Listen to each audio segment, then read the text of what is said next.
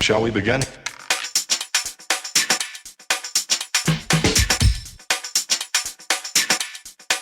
Let's begin now.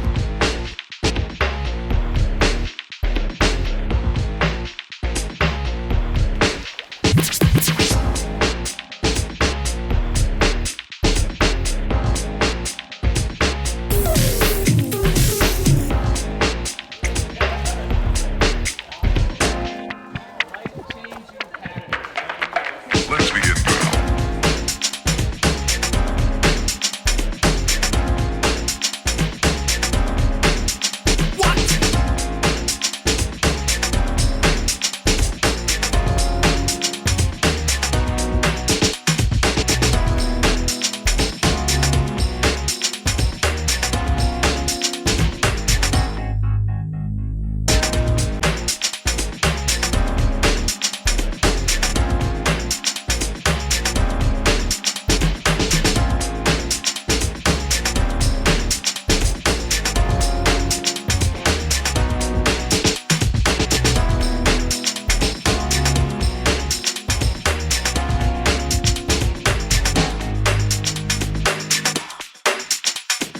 This is not a drill. Repeat, this is not a drill.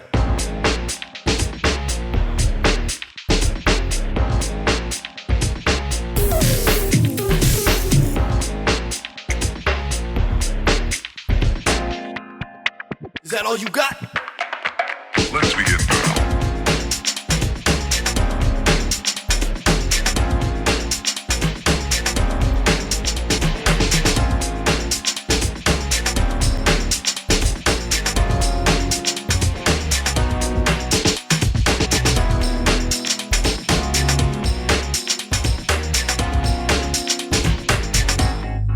What up?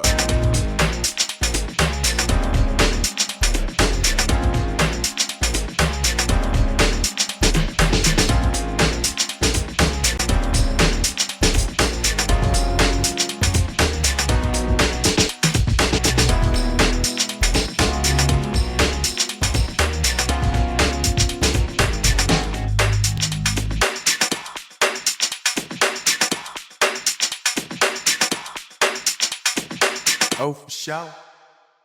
Hi everyone, my name is Morgan Wing and I live in Warren, Vermont. My dad fly fishes, so I wanted to be able to go with him on some of his trips. So I couldn't do it last year, so I decided to go this year. And I thought it would be really fun, which it really is.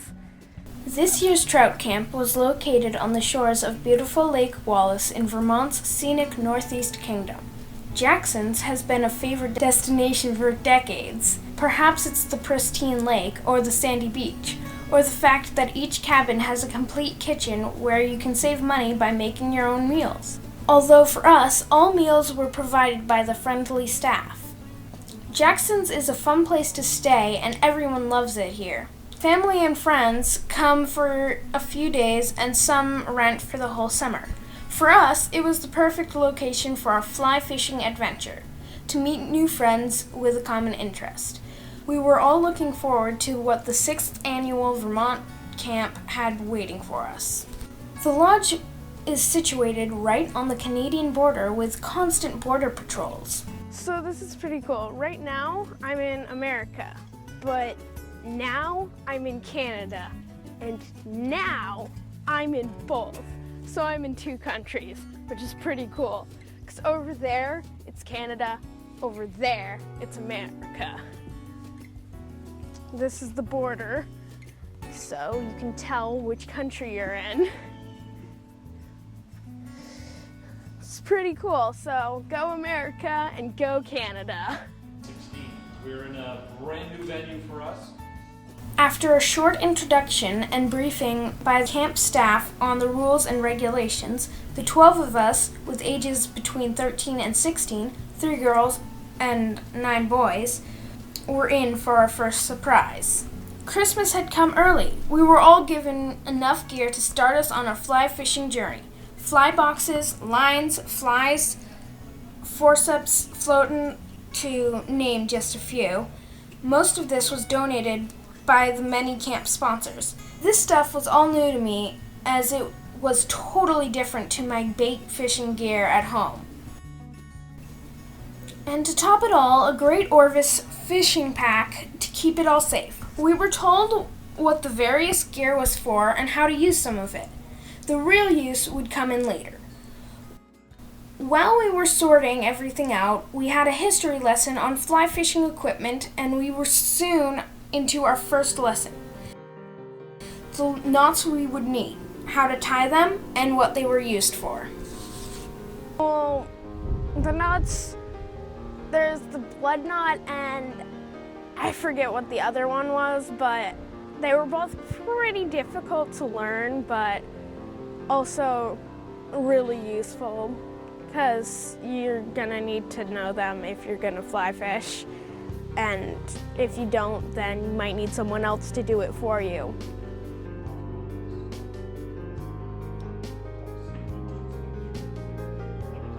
We practiced with thicker materials, but then tried the knots on actual leaders and tippets. A few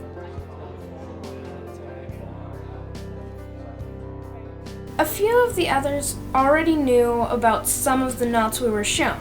This was all new to me, but eventually I mastered the two main ones.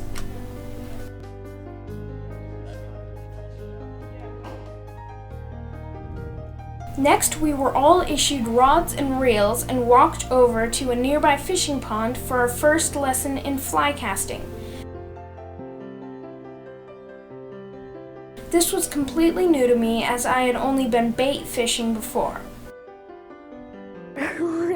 Really different and difficult, definitely, because I'm used to bait fishing with like just a fishing pole, which is totally different than fly fishing because they're just so different. They seem similar, but they're not, so you kind of have to forget everything you learned for the pole fishing when you're doing fly fishing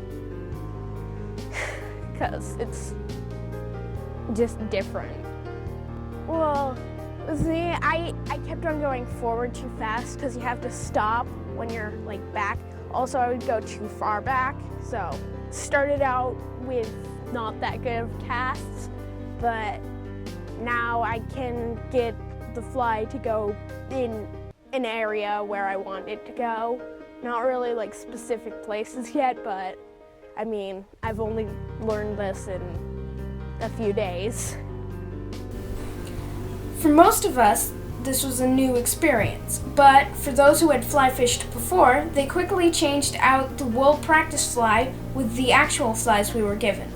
It wasn't long before many were catching some of the fish stocked in the pond.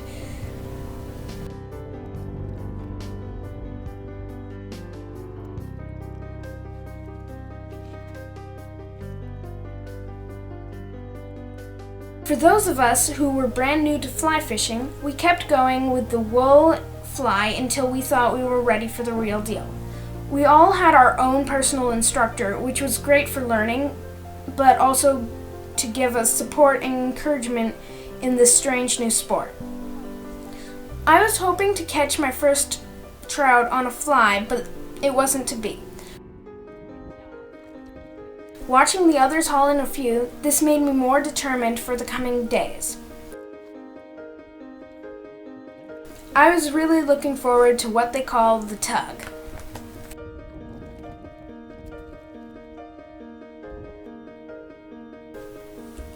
As the sun set over Wells Pond, we had dinner. By the way, the food was great. And then it was back to the classroom for our next lesson, fly tying.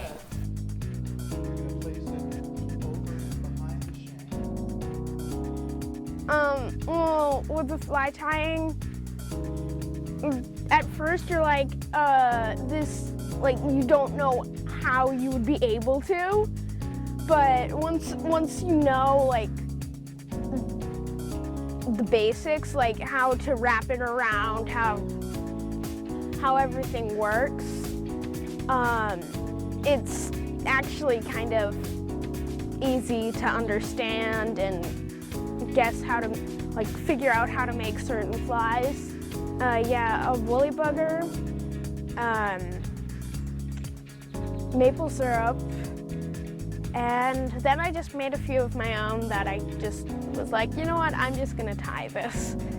That was really fun. Once again, a few of the others already knew how to tie, but for everyone there was something new to learn. The instruction was first class with everything once again supplied. You can see that we all had to listen and concentrate, but the nice thing was if you got it wrong, you could try again.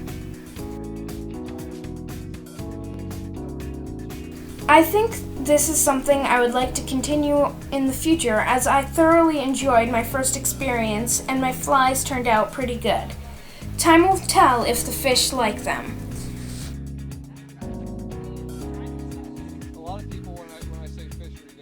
The following morning, we were all kitted out with waders and boots, and we met up at a nearby stream with Jed Krauser, who is the Vermont fish biologist for this area in the Northeast Kingdom. This was Electrofishing 101. He showed us all the gear needed for electroshocking the fish. The reason they do this is to check on numbers of fish in the streams, which tells them how healthy the stream is and if it's able to support the fish population. Also, they can see over time how the fish population is doing in terms of numbers and what species are being supported. Well, with electrofishing, they send an electric current through the water, which causes the fish to swim towards the person who's electrofishing because they have a certain thing in the water that the fish makes, and it makes the fish come towards it until it like paralyzes temporarily the fish, and the fish, depending on what kind, they either float up to the surface or sink down. Because the ones that sink down don't have a swim bladder, is what it's called, and it has like an air bubble so that they can stay up. Other fish do, and they're more towards the surface. So that was really fun to just learn and like just scoop them up because you could see all of the fish, and it's really cool. We were split into two groups, and we each helped out on different stretches of the stream, with both scooping up the fish and putting them in buckets. It was soon evident where the fish tended to lie, but this was certainly a healthy stream. I was really surprised at what we found. Well, there were the crayfish and the brown trout, brook trout, burbot. So that was pretty cool. Judd identified each of the fish and told us a little about each species. Most were wild fish, but one or two were stocked. It was time now to dissect one of them, but which one? We chose the fat fish because we wanted to see what it ate, and it ate a lot of ants.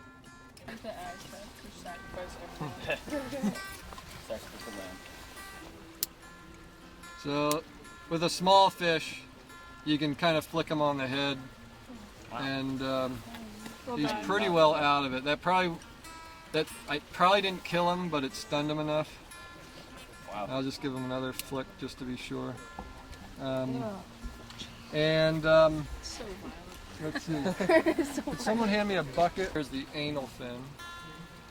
And then how about these? No. I have no idea. Which Pelvic. ones are the fins that like really only help with balance? That don't really have a purpose other than to help with balance. I'd never seen a fish dissected like this before, so I looked on with interest. Sometimes it's so digested that you can't tell. I suppose in some ways I did feel sorry for the fish, but for all of us, we understood that this would actually be a good lesson to find out their anatomy and what they eat. That was open. No doubt this would help us decide what possible flies we should use in the future when fishing in small streams. And As we looked on, I must admit my mind started to wander and think of our next adventure when we would actually get in the river and fish. that's a swim bladder. That helps the fish stuff hanging over them, so those terrestrial insects can be important. They must not taste good. But yeah,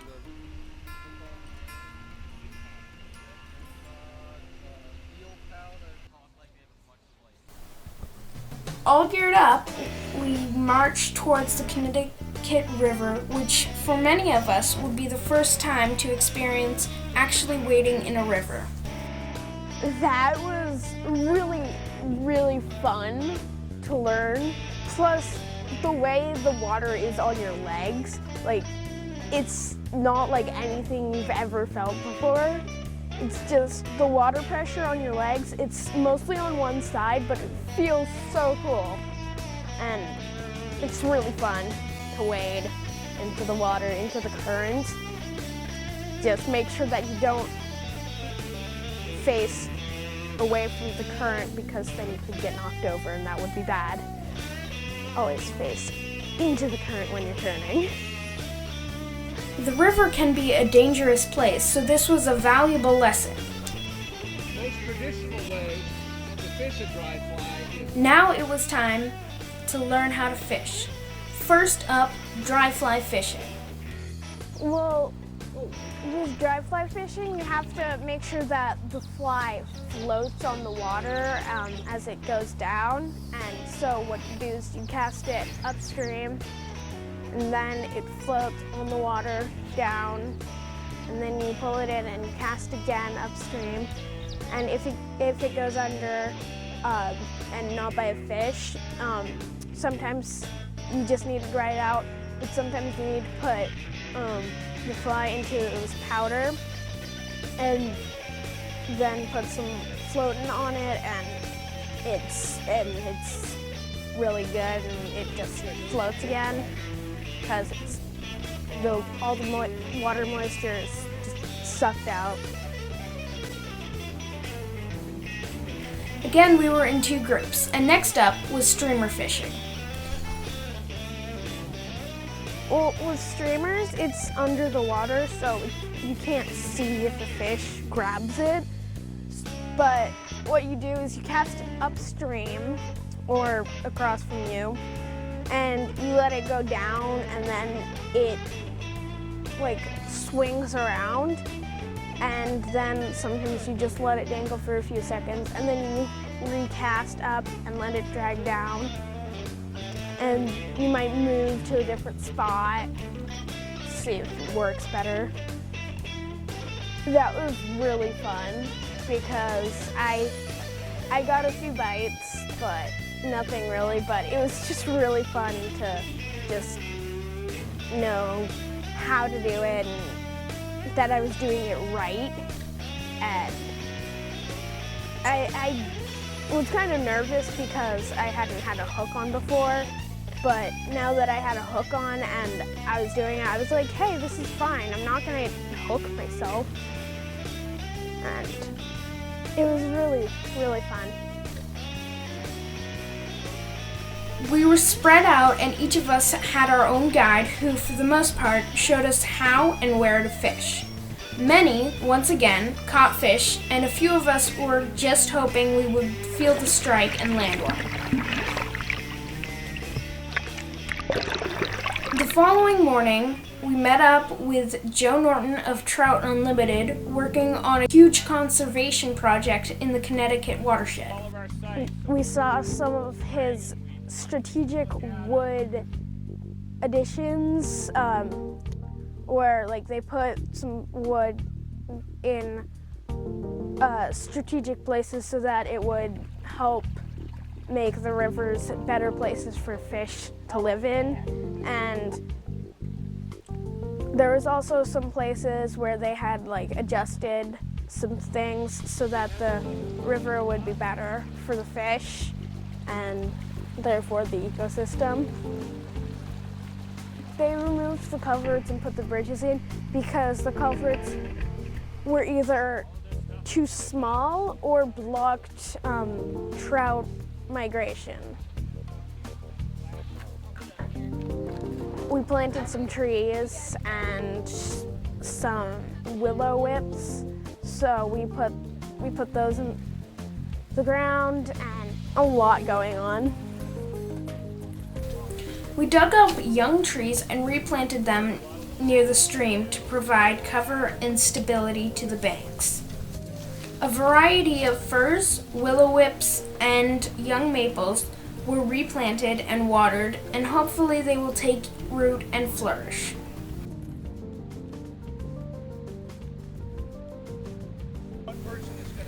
We then moved to another stream to find out what bugs and critters were in the water. How did we do this? Well, what we were doing was we had a seine, is that what it's called? Yeah, a seine, and so you put it in the water and put it to the ground, and then you have someone else who like picks up rocks and just brushes them off and kicks them around. And then all the bugs that were on that rock would go into the seine, and then you pick it up, and then you have like everything all over it, and you have to just see where it is, and which sometimes when they're small is kind of difficult. I was very surprised. I didn't know there was that much stuff in the river. But it was really cool because we found a lot. We found dragonfly larvae. There was some little orange things that we decided were like October caddis, I'm pretty sure, or something like that. And there were some pelgrimites. And there were just a lot of different types of bugs, and there was a golden stonefly, which was pretty cool. Well, you got a little green guy who's trying to move in on his house. When I get into this, I can just pick up the rocks and see what flies the fish are eating or are there, and then I can decide what fly to use. We'd seen what was in the stream, but now it was time to learn all about the bugs from an expert, Thomas Ames, and more importantly, what flies represent them.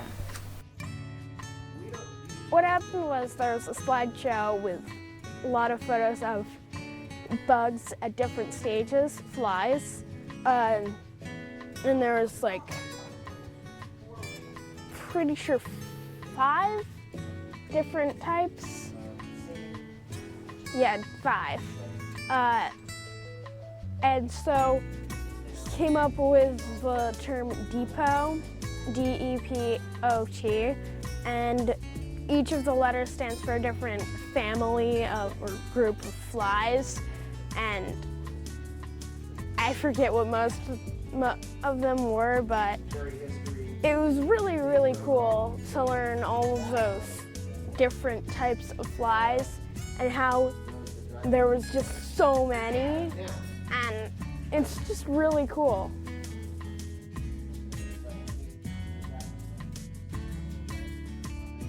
Our final evening was at Charlie's Pond, which was stocked with huge trout and perhaps my last chance to catch a fish. The rainbow, and later a double rainbow, was hopefully a sign of better things to come for me.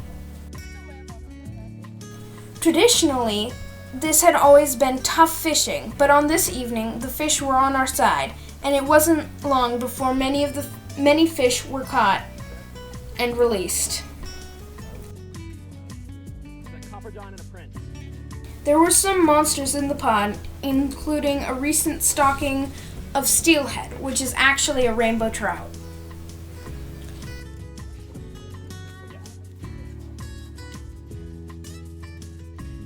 More luck under the double rainbow, and yes, more rainbows landed and released.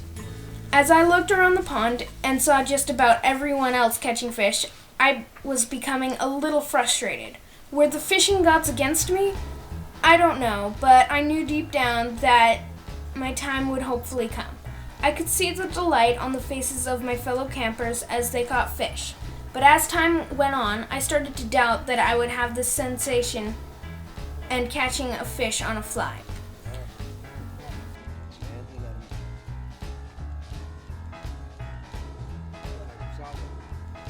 It was now becoming darker as dusk approached, and still no fish for me, but more for everyone else. I kept fishing and trying to do what my guide told me, and even saw a few fish approach my fly, but it wouldn't take.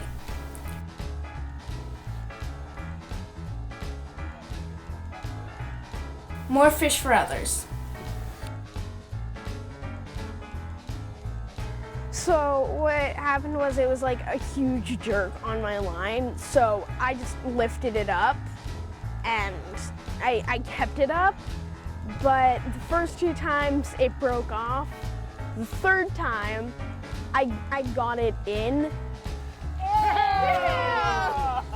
And so the fish was fighting and I was just trying to keep the rod up, and that was hard, really hard. And eventually I brought it into shore, and it was just really fun. An evening I'll remember for a long time.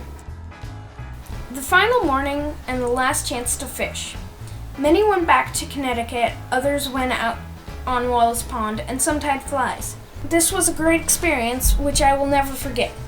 Yes, I made new friends and found that fly fishing is not just about catching fish.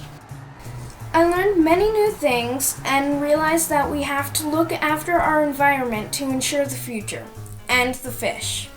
Oh, I would definitely recommend it to everybody. The thing is, though, you have to write an essay to get in, but hey, it's worth it. Vermont Trout Camp 2016!